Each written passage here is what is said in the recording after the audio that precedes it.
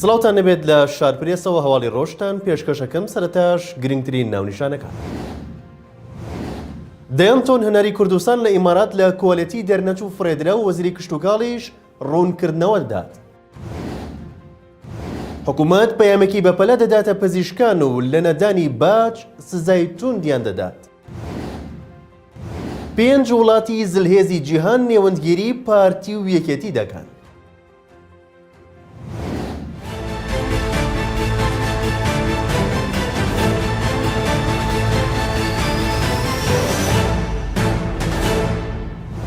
حکوومەتی هەرێم دەیانتۆن هەناری کوردستان هەناردەی وڵاتی ئیمارات دەکات و لە وڵاتەش لە کۆلیەتی کۆنتڕۆڵ دەرنەچوو. سەرچاوەیەکیش دەڵێت هەموو ئەو هەنارە فڕێدراوە و بۆگەنی کردووە لە وڵاتە.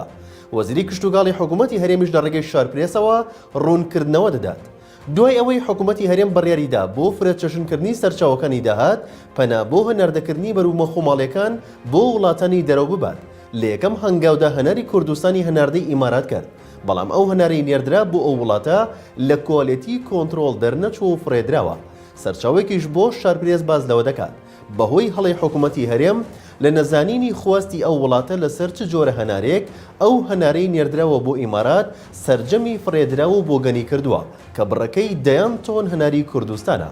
لەو بارەیەوە شارپرێس قسەی لەگەڵ بێگەر تاڵەبانی وەزیری کشتوکاڵی حکوومەتی هەرێم کردووتی هەناردەکردنی بەرهەم بۆ وڵاتانی دەرەوە پێویستی بە میکانیزم و جۆرێک لە ڕێخستنە چونکە ئەو بەرهەمەی دەچێتە ناو بازاڕەکانی خۆمان بە هەر پێوەرێک بڕوات شێوازی بە بازارکردنەکەی ئاساییە لای خۆمان و ڕاهاتوین. بەڵام لە بازاڕی دەرەوە پێویستی بە پاکێجێکی باش و دیاریکردنی مواصفاتی ئەو وڵاتە خۆی هەیە کە خواستی بەرهەمەکەی ئێمەی کردووە.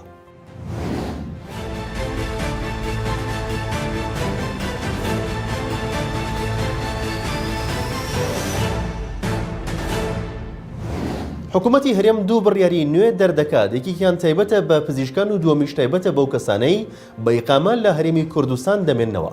بۆ پزیشکان هۆشداری دەدات و ڕای دەگەێنێت لە ماوەی 14 ڕۆژدا باج نەدەن ڕەوانەی دادگاتان دەکەین.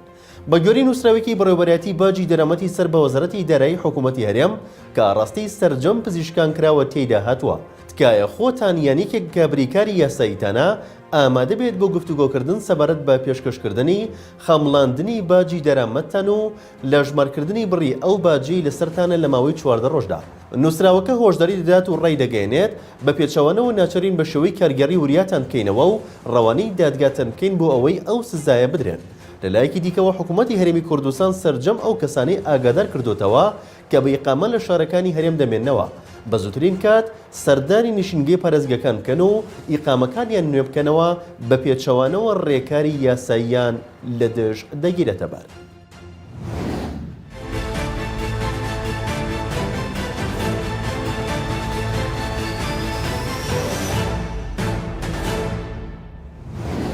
بۆ چارەسەری کێشەکانی نێوانیان پارتی و یەکێتی داوا لە 5 وڵاتی زلهێزی جیهان دەکەن نێوەندگیریان کات.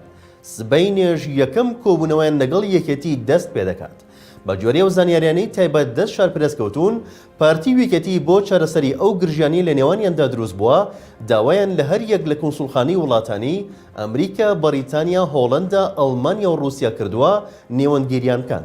شارپرێس زانیوێتی سبەینە کۆنسوڵخانی ئەو 5 وڵاتە زلهێزەی جیهان یەکەم سەردانیان بۆ لای یەکێتی دەست پێ دەکەن و کۆبوونەوەکەش لە مەکتەبی سیاسی یەکێتی دەبێت لە شاری هەولێر. هەر بە گوێرەی ئەو زانیاریانەی بە شارپرێس دراون دوای کۆبوونەوەیان لەگەڵ مەکتەبی سیاسی یەکێتی نونەرایەتی ئەو وڵاتانە سەردانی پارتی دیموکراتی کوردستانیش دەکەن و هەوڵ دەدەن گرژیەکانی نێوان ئەو دوو حیزبە چارەسەر بکەن.